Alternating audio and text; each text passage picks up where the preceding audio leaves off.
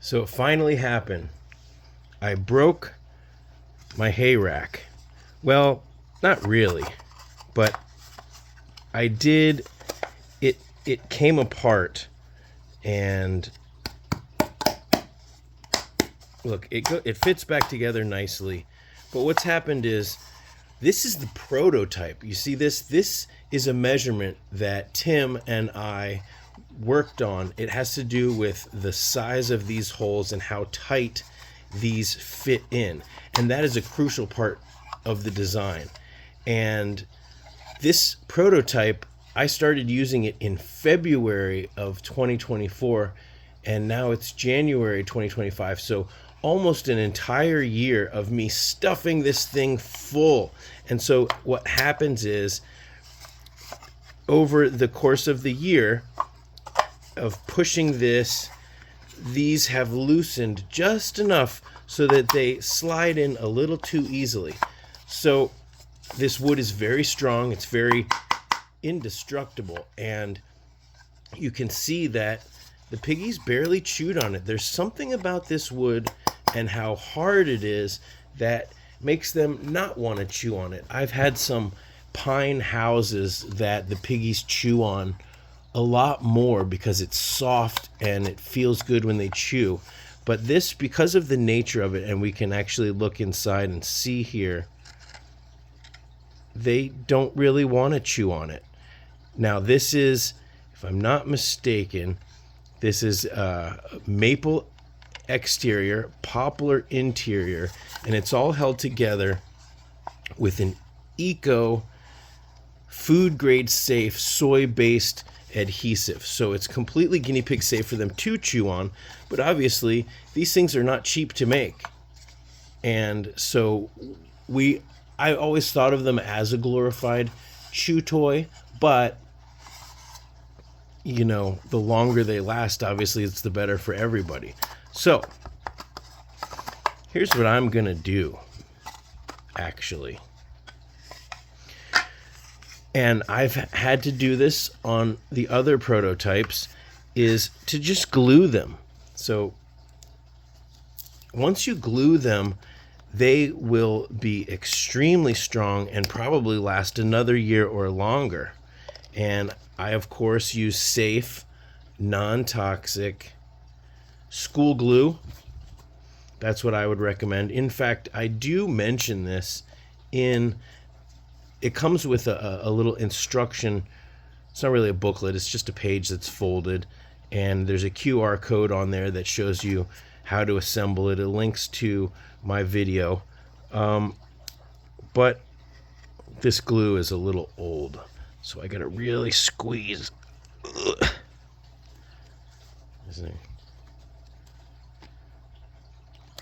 Okay, there's probably some dried glue in here. Okay. Oh yeah, that's a hand workout. So I just put it in there. Now you could also, what I'm also going to do is put a little bit inside these tabs. And because it's this non-toxic water-based school glue, you can just rinse it off when you're done. So, okay, so this is the base.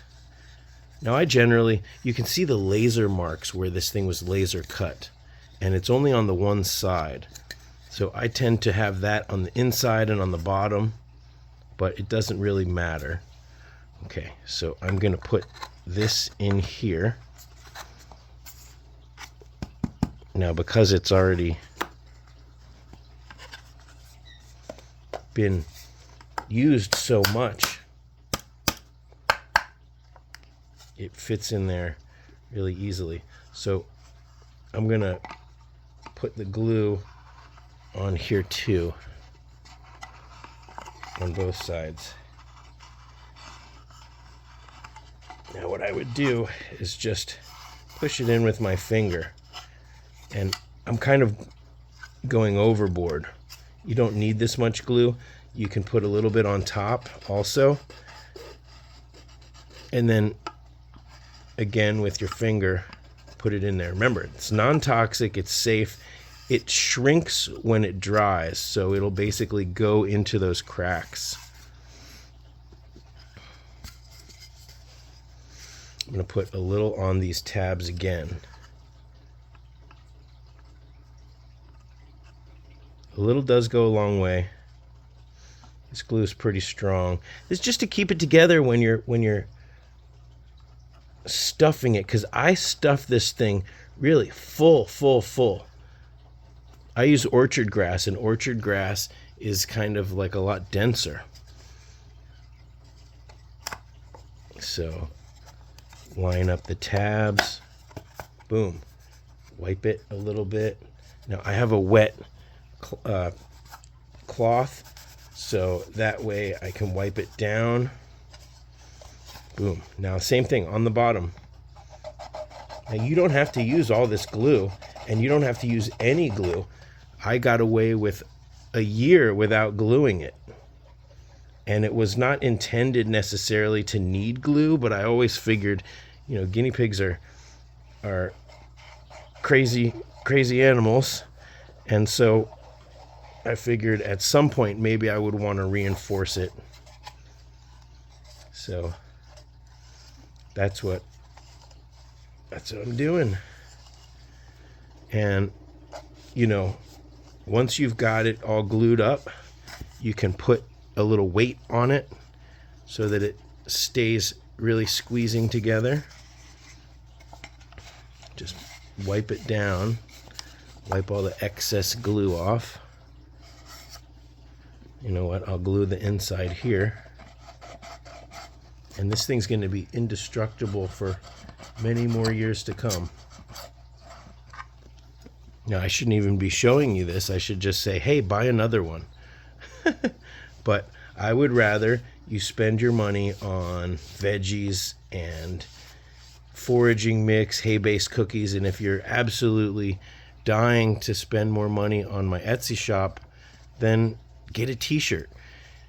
You'd be surprised how many crazy guinea pig conversations I have had wearing my guinea pig t-shirts. So this is the original prototype. Yours doesn't have this number. Again, this number just refers to the size of this hole in relation to the tab. We had one that was a little bit looser, we had one that was a little bit tighter, and we found the size that fits nice and snug. That's why it does. The looser one, you didn't have to tap it in with a tool, but it didn't stay in as tightly. So there you go. That is how you make your guinea pig hay rack indestructible. And I got to give hats off again to Tim. Tim is the creator of the guinea pig tanks. You've seen them on my channel, I'm sure. I'll put a link in the description to guinea pig tanks, because when I saw his tanks, and then I came up with this concept, which is based on the snack shack. The snack shack is just basically, right, it's the log that you stuff filled with hay, and you can stuff it in the top. And we came up with this design together. My original design was a lot more intricate and a little bit more log shaped, but we came up with this design because it's just a perfect blend of simple and easy, right, and functional. So, and of course, my biggest guinea pigs can run through there no problem. My guinea pig Bengal, who weighs way over 1,500 grams, he can go through this very, very easily. So, and I did hand draw this image using my iPad and a drawing app. So I hand drew this and I sent him the design, and then we got the Scotty's Animals logo, guinea pig hay rack with the same font, made in the USA by Guinea Pig Tanks, designed by me and Tim. So if you get a chance, check out guineapigtanks.com, and it's always a fun thing to see if your guinea pigs have the skills to drive the tanks. It's Some piggies do. Some piggies are not quite as adept. Is that a word? But it was always a fun experiment. All right, that's it from me. Let me know in the comments, how are your hay racks holding up? And have you had to glue them? Some people were smart and they glued them right away, and they probably will never run into this problem. But now this is the prototype, and it is over 11 months of use every day. All right, I can't wait to see your comments. Thank you guys so much for your support.